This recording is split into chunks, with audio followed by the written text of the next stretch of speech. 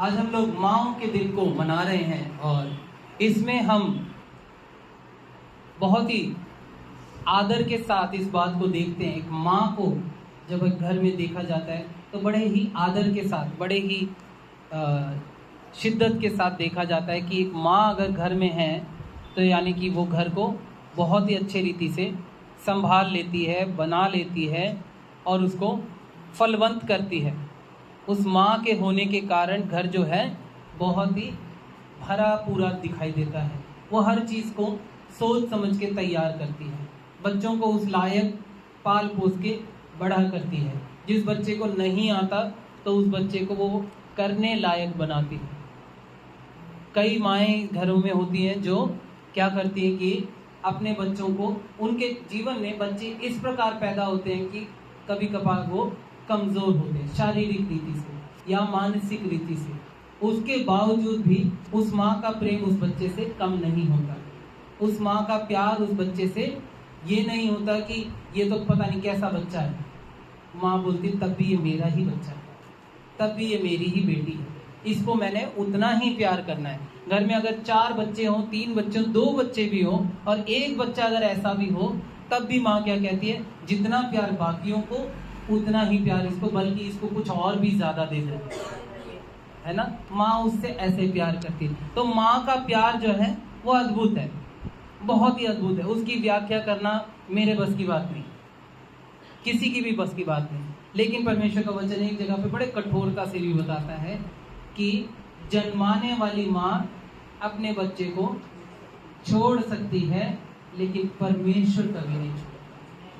हम उस परमेश्वर की आराधना करते हैं, हम उस परमेश्वर पे भरोसा करते हैं जहाँ पे कि कई बार हम संसार में देख चुके हैं कि जन्म देने के बाद माँ जो है अपने बच्चे को छोड़ कर चले जाती है या फेंक कर चले जाती है या किसी और को दे देती है या उसको अपनाने से इनकार कर देते हैं। और कई जगह पर बड़े ही क्रूरता के साथ ऐसे बच्चे को मार भी देते हैं।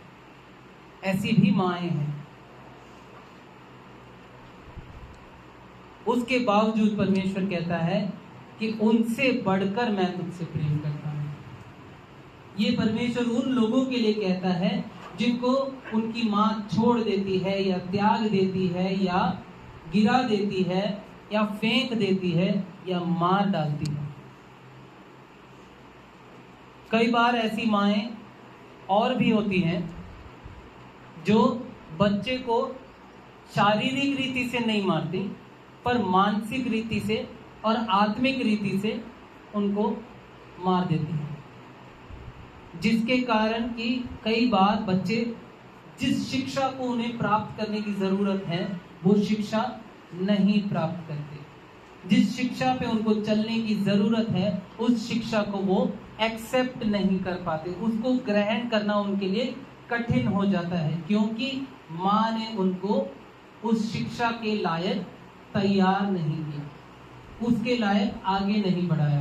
हम अपने जीवन में देखें, जब हम पढ़ाई करते हैं तो अगर मैं पहली क्लास में अगर मैं पढ़ रहा हूँ, मैं पहली से दूसरी में तभी जा सकता हूँ जब मैं पहली के लायक जो पेपर है, एग्ज़ाम है, वो दे करके उसमें जो मैं अपने एग्ज़ाम को पूरा कर सकूँ, उसमें विजय प्राप्त कर सकूँ। और ऐसे ही पहली से दूसरी, दूसरी से तीसरी, चौथी, पाँचवीं करते हुए हम 12वीं तक पहुँचते हैं। 12वीं करने के बाद अगर 12वीं ठीक से किया तो मैंने कॉलेज भी करना है। यह हम जीवन में देखते हैं और इसको करते करते हमारा कितने उम्र निकल जाते हैं, करीब करीब 21 साल पढ़ाई के पीछे निकल जाते हैं। उस पढ़ाई के पीछे जिसके कारण मैं संसार में जा करके कुछ लायक बन सकूं, कुछ कमा सकूं और अपने आप को स्थिर कर सकूं, कह सकूं कि मैं कमाने लायक हूं। उसके लिए मुझे इतने साल लग रहे हैं, तो जीवन के लिए कितने सालों की जरूरत है। माँ से उस शिक्षा को प्राप्त करने के लिए कितना जरूरी है, पिता से भी प्राप्त करने की जरूरत है। ऐसा नहीं कि माँ को ही शिक्षा लेना, आज माँ के बारे में बात कर रहे हो तो पिताओं की छुट्टी हो गई, ऐसा नहीं है। पिता का भी फर्ज है, लेकिन उसका फर्ज एक अलग रीति से। ज्यादा से ज्यादा एक बच्चा माँ के ऊपर निर्भर होता है। जब बच्चा पैदा होता है तो कई बार हम जानते हैं कि बच्चा क्या करता है, माँ का नाम लेकर। जब उसको चोट लगती है, कहीं गिर जाता है, तो माँ को याद करता है। और सिर्फ बच्चे नहीं, हम में से कितने बड़े हैं, आज भी अगर हमें चोट लग जाए या गिर जाए तो हम अपने पापा को याद नहीं करते, पापा करके नहीं बोलते, हम माँ का नाम लेकर याद करते हैं, माँ को बुलाते हैं। माँ के लिए हम इतना सम्मान रखते हैं। लेकिन वही माएँ सही से शिक्षा जब देती हैं तो वो उस बच्चे की नज़र में भी आदर पाती। जब बच्चे को बाद में वो शिक्षा मिलती है, तब बच्चा अपने आप में निराश होता है कि ये शिक्षा मुझे पहले क्यों नहीं मिली, ये शिक्षा मुझे पहले क्यों नहीं मिली। एक कहानी है, एक चोर था और बार बार चोरी करता था। चोरी करने के साथ साथ फिर उसने डकैती शुरू की और वो अपने घर आता था, लेकिन उसकी माँ उसे कभी डांटती नहीं। कई बार पुलिस उसे पकड़ के ले जाती, फिर वो छूट जाता, फिर वो इस तरह के काम करते करते करते करते वो बड़े गिरोह का हिस्सा बन गया और फिर वो पकड़ा गया। लेकिन जज ने उसको इस बार नहीं बख्शा और उसको फांसी की सजा मिली।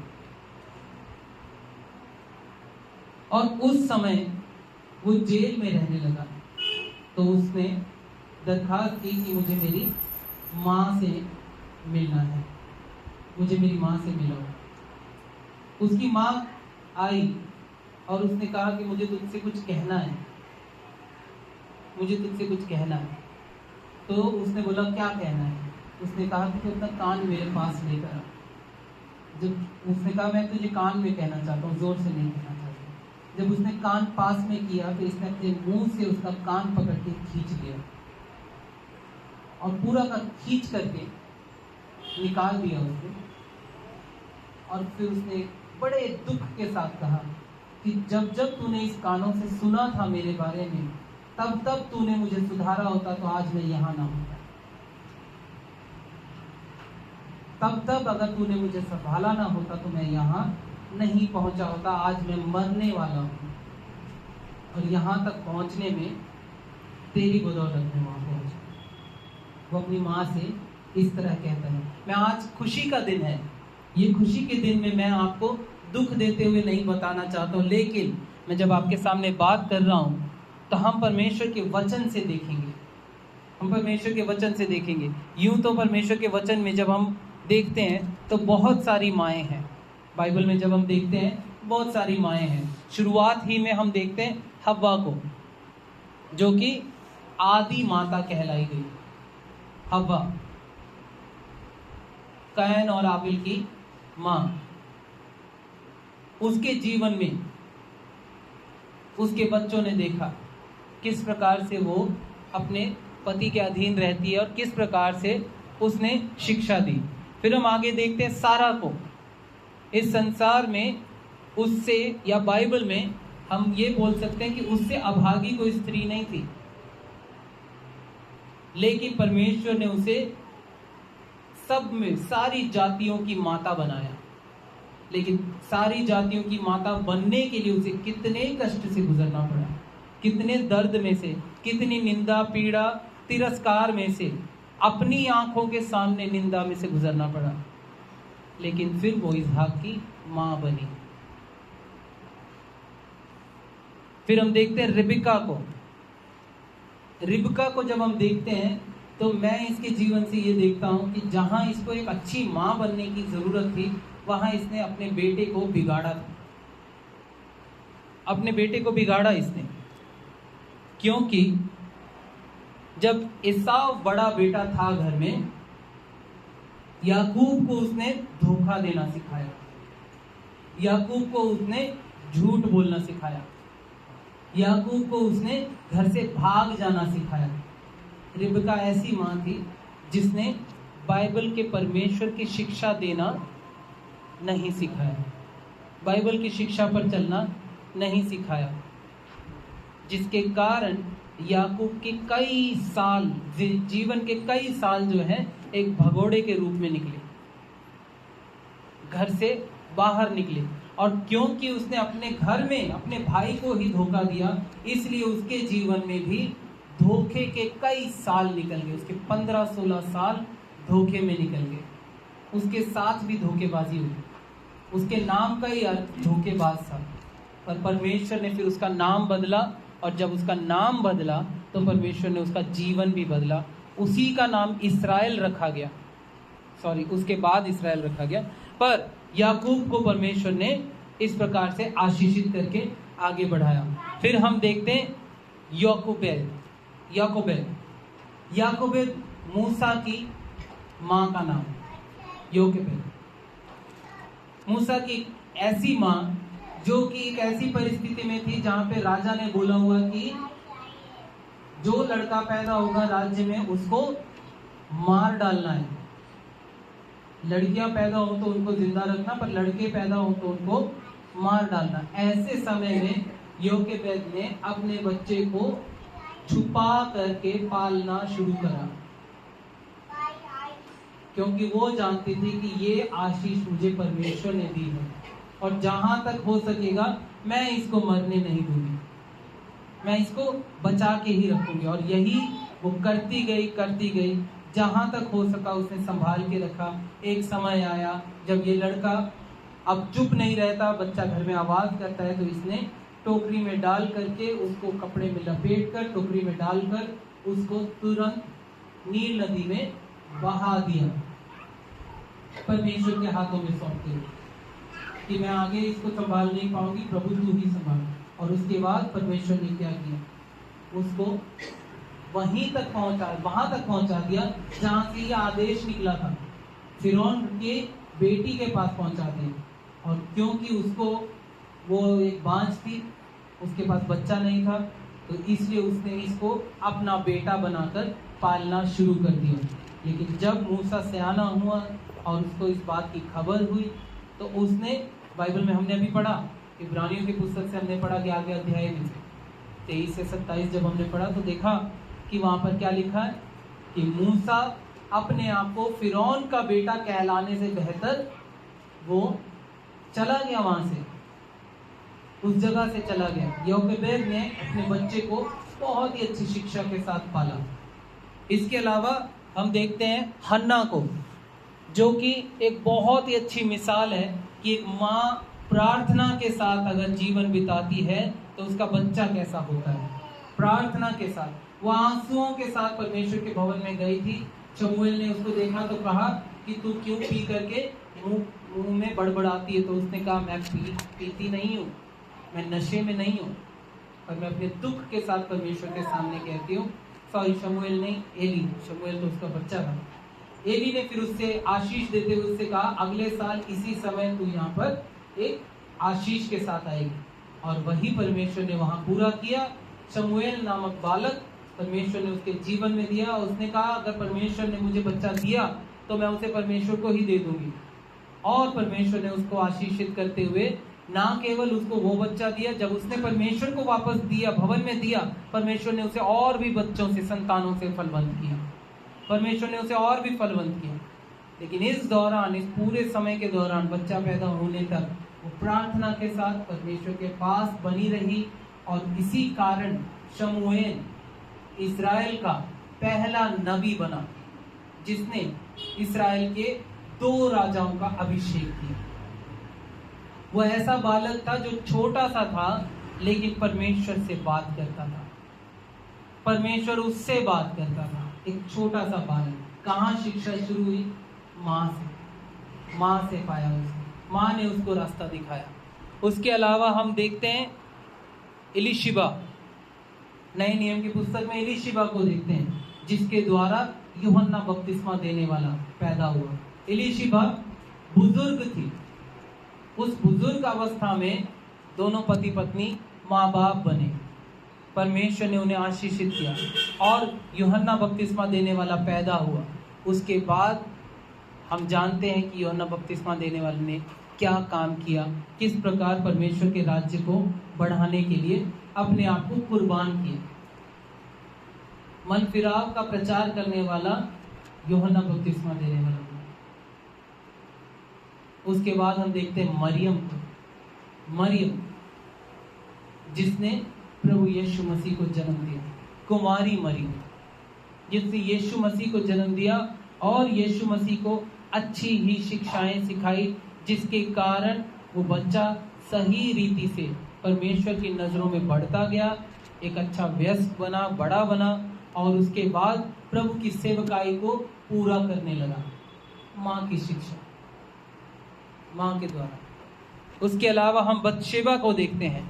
बत्शेबा सुलेमान की माँ, दाऊद की पत्नी। सुलेमान के लिए वो अच्छी ही शिक्षाएं देती गई, अच्छी ही बातों से उसे बनाती गई और परमेश्वर के सामने उसको बने रहने के लिए शिक्षाएं देती गई। फिर हम देखते हैं नओमी को। नओमी परमेश्वर के वचन को जानते हुए भी भटकते हुए ये लोग अपने देश को छोड़ के एक दूसरे देश में गए और वहां पर इन्हें पछताना पड़ा, लेकिन वो एक अच्छी सास बनी, अपनी बहू के लिए एक अच्छी सास बनी। और उस बहू ने भी यही निर्णय लिया, जहां तू रहेगी वहां मैं रहूंगी, जो तेरा परमेश्वर वही मेरा परमेश्वर। उसने बोल दिया था कि अब तो मैं बूढ़ी हूं, मेरे पास और कोई बेटा नहीं है कि मैं तुम्हारी शादियां उनसे कराऊं, मैं खुद भी अब विधवा हूं और तुम भी विधवा हो, पर मैं तुम्हें इस रिश्ते से मुक्त करती हूँ, तुम अपने घरों में जाओ और अपनी जिंदगी जियो।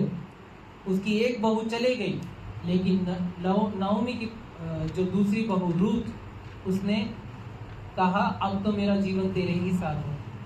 और रूथ ने नओमी को अपनी सास नहीं बल्कि उसको अपनी माँ बना लिया।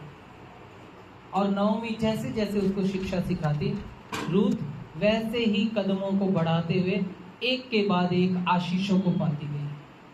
और याद करिए, रूथ वो नाम है जो कि प्रभु यीशु मसीह के वंशावली में आता है।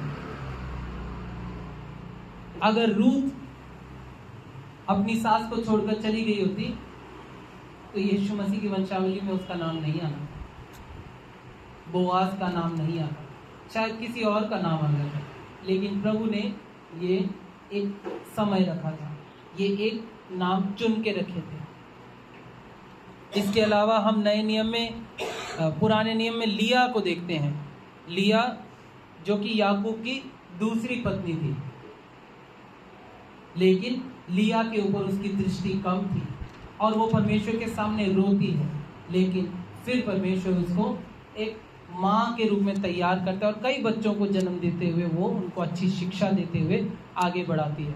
12 गोत्रों के जो नाम हम लेते हैं, उनमें से 10 बच्चों के नाम जो है वो लिया के बच्चों के, एक 5 को परमेश्वर ने आशीषित किया इस प्रकार से। फिर हम देखते हैं सारा की जो दासी थी हाजिरा, परमेश्वर ने उसको भी तुच्छ नहीं जाना, क्योंकि अब्राहम के द्वारा उससे भी एक बच्चा उत्पन्न हुआ और उसका नाम इश्माएल रखा गया। हाजिरा के ऊपर परमेश्वर की भी दृष्टि थी। जहां वो भाग गई, अपने मालकिन ने उसे भगा दिया और मरुभूमि में वो पड़ी रही, तो हाजिरा के लिए परमेश्वर का वचन आया। उसने अपने बच्चे को मरने के लिए छोड़ दिया था, लेकिन परमेश्वर का दूत उसके पास आकर उससे बात करता है, पत्थर फेंकने की दूरी पर देख, पानी वहां पर मौजूद है, उसे उठा, बच्चे को पिला। परमेश्वर ने हाजिरा के ऊपर भी दृष्टि की। इसी प्रकार से तिमुथियुस की माँ और उसकी नानी के बारे में पौलुस कहता है, जैसा विश्वास तेरी माँ और तेरी नानी में था, वैसे ही विश्वास में तू भी बना रहे। पौलुस जानता है कि माँ ही शिक्षा दे सकती है, नानी शिक्षा दे सकती है, वही शिक्षा को लेकर चलना है, उस शिक्षा में सही शिक्षा को प्राप्त करके आगे बढ़ना है। तो माँओं का रोल हम बाइबल से देखते हैं, बहुत बार हम देखते हैं। और भी बहुत सारे नाम हैं जिनको हम देखें तो हम बहुत कुछ सीख सकते हैं। एक और नाम है शिमशोन की माँ। शिमशोन आप लोग अगर याद रखते हो तो एली और उसकी पत्नी, शिमशोन उनका बेटा। लेकिन यहाँ पे माता पिता को जो बातें बताई हुई थी या माता पिता को जो चीजें करना चाहिए था अपने बेटे को सिखाने के लिए, वो वैसा नहीं सिखा पाए, उन्होंने लापरवाही की और उसके कारण शिमशोन वेश्याओं के पीछे पड़ गई। जिसके ऊपर परमेश्वर ने आशीष दी थी, जिसके बाल लंबे थे, परमेश्वर ने उसके हाथों में इतनी सामर्थ दी थी कि शेर को मुंह से मुंह फाड़ दिया था उसने। परमेश्वर ने उसे आशीषित किया हुआ था, सामर्थी बनाया हुआ था, लेकिन वो अपनी जवानी को नियंत्रित नहीं रख सका। अन्य जाति में शादी ना करना ये बताया हुआ था, लेकिन जाकर अन्य जाति में ही शादी की और उसका खामियाजा उसको अपने जीवन से भुगतना पड़ा, क्योंकि आखिरी में उसके बाल जैसे ही काटे गए तो वो निर्बल पड़ गया। माँ और बाप की शिक्षा नहीं थी वहाँ पर। माता पिता की शिक्षा जहाँ नहीं होती वहाँ बच्चे का सर्वनाश ही होता है, वहाँ बच्चे का विनाश ही होता है। माता पिता की शिक्षा अगर वहाँ होती तो शिमशोन ऐसे रास्ते पर नहीं जाता, शिमशोन सही राह पकड़ता, सही रीति से परमेश्वर के पीछे चलता और वो परमेश्वर का नाज़ीर कहलाया जाता था। नाज़ीर, जो यीशु नासरी हम बोलते हैं, वही चीज़ शिमशोन पर थी। लेकिन क्योंकि माता पिता की शिक्षा उसके जीवन में कम थी, इसलिए वो गिर पड़ा, लोगों के सामने निंदा का कारण बना। लेकिन जब हम अब वचन को देखते हैं, दूसरा राजा उसका 4 अध्याय 1 से 7 तक, तो यहाँ बड़ी खास बात है, बहुत ही खास बात है। एक विधवा है जिसका पति जो है एलीशा के नीचे उसने बड़ी सेवकाई की थी। एलीशा के नीचे रहते हुए उसने चेले के रूप में अच्छी सेवकाई की थी, और लेकिन वो गुजर गया था। उसके गुजरने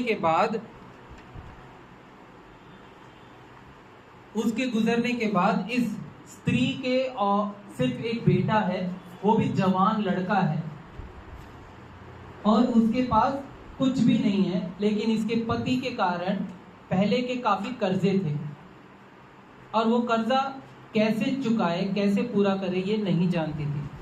लेकिन फिर वहां पर क्या होता है, परमेश्वर का दास एलीशा वहां पर आता है और उनसे मिलता है।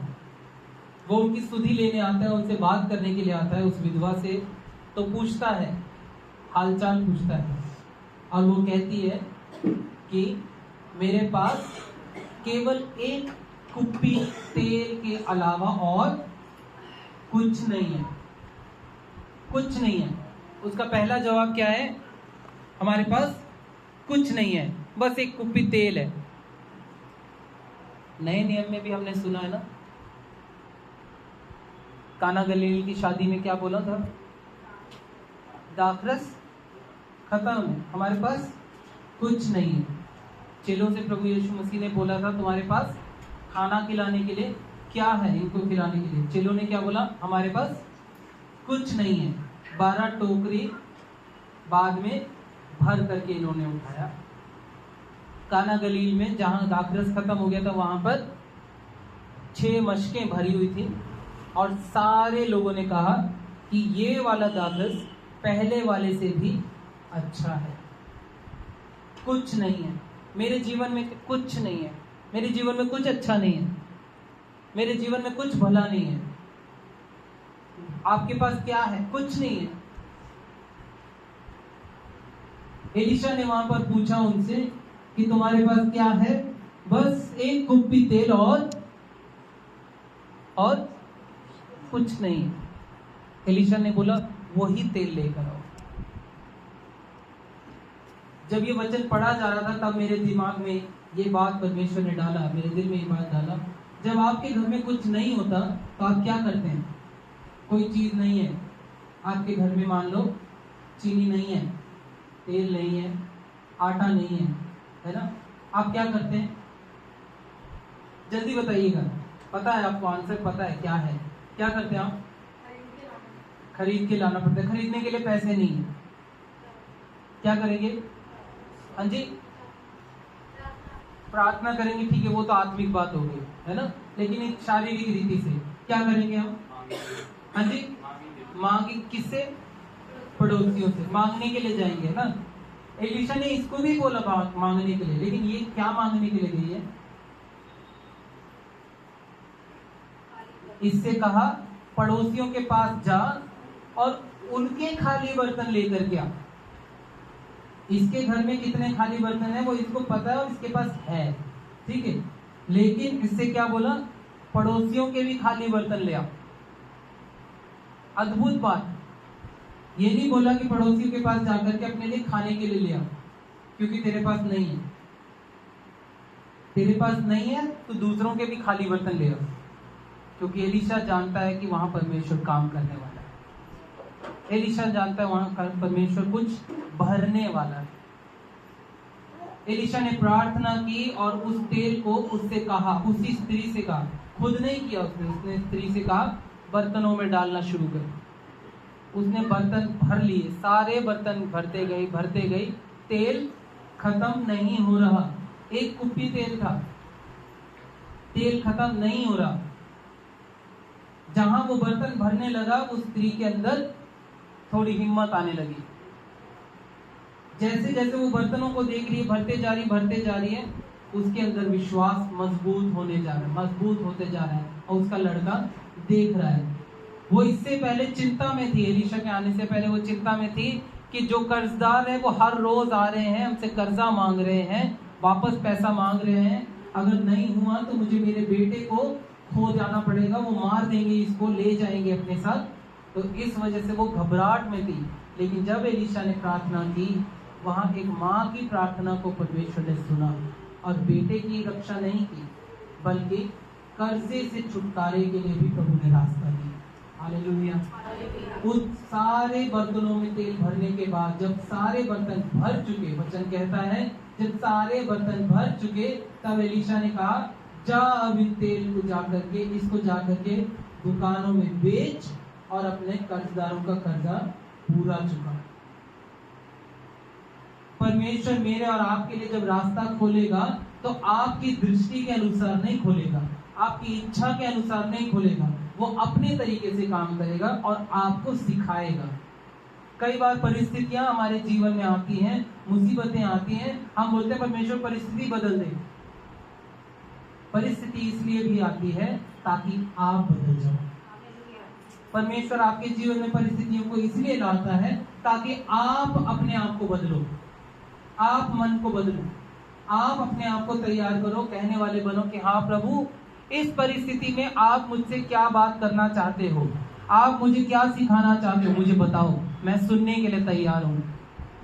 सबसे पहले सुनने वाले बनना, बोलने वाले नहीं।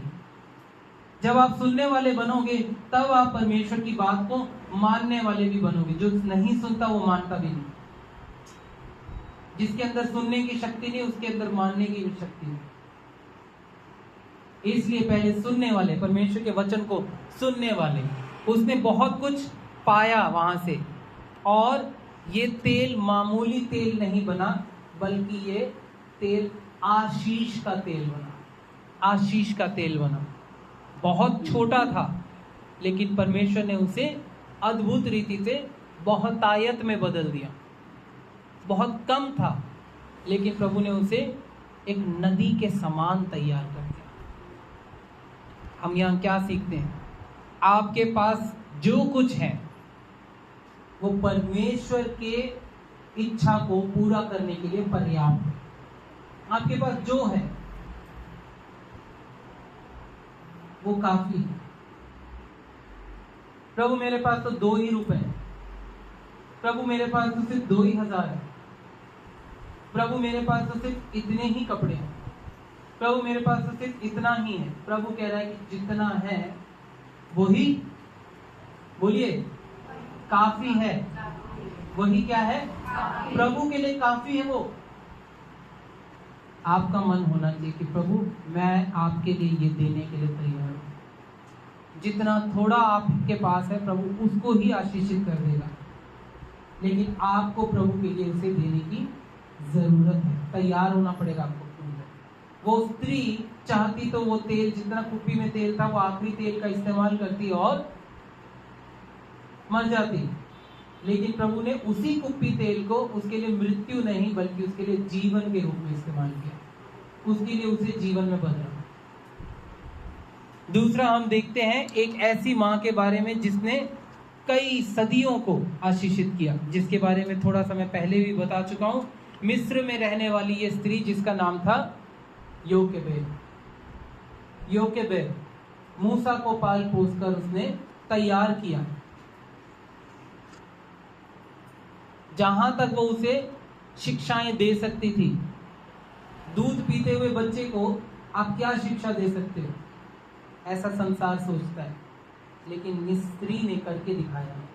हम बाइबल में जब इसको पढ़ते हैं तो इसने मूसा को उसी समय, जब ये ना कुछ बोल सकता है, ना कुछ रिस्पॉन्स दे सकता है, ना कुछ कर सकता है, सिर्फ रो सकता है, उस समय माँ ने अपने बच्चे के कान में शिक्षा की बातों को डालना शुरू कर दिया।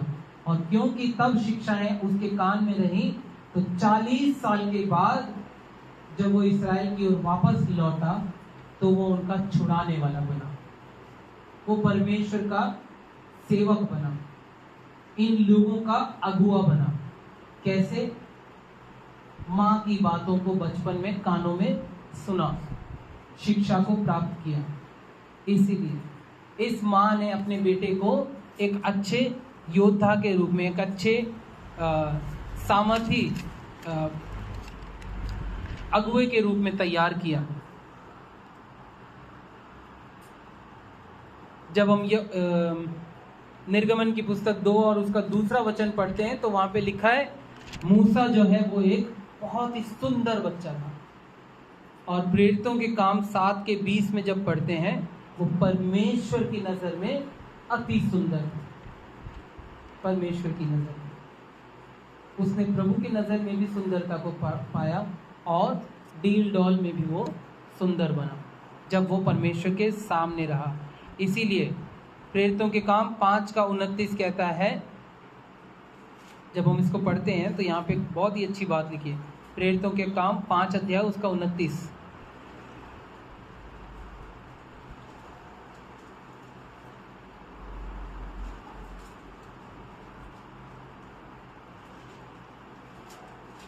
प्रेरितों के काम 5 अध्याय 29 वचन। तब पतरस और अन्य प्रेरितों ने उत्तर दिया, मनुष्यों की आज्ञा से बढ़कर परमेश्वर की आज्ञा का पालन करना ही हमारा कर्तव्य है। मनुष्यों की आज्ञा का पालन करने से बढ़कर परमेश्वर की आज्ञा का पालन करना ही हमारा कर्तव्य है। हमारा क्या है? हमारी जिम्मेदारी है। परमेश्वर की आज्ञा को पूरा करना मेरी और आपकी जिम्मेदारी है। उसको हम नकार नहीं सकते, उसको पीछे नहीं कर सकते, बाद में करेंगे, फिर कभी पूछ लेंगे, फिर कभी कर लेंगे, नहीं। वो मेरा और आपका कर्तव्य है। वही काम मूसा के द्वारा हुआ, कर्तव्य को पूरा करना, परमेश्वर की आज्ञा को पूरा करना। मूसा से परमेश्वर बात करता था। मूसा को जब तकलीफों के दौर में से वो गुजरा, तब जाके मूसा ने इस नाम को कमाया कि मेरे मन के अनुसार एक व्यक्ति है। मूसा इकलौता ऐसा व्यक्ति बना जिसने परमेश्वर को देखा। हाँ, सामने से नहीं, पर पीठ से परमेश्वर को उसने देखा। परमेश्वर को देखने वाला एक व्यक्ति कोई नहीं देख सकता। मूसा इकलौता ऐसा व्यक्ति बना जिसको मिट्टी देने में खुद परमेश्वर उतरा।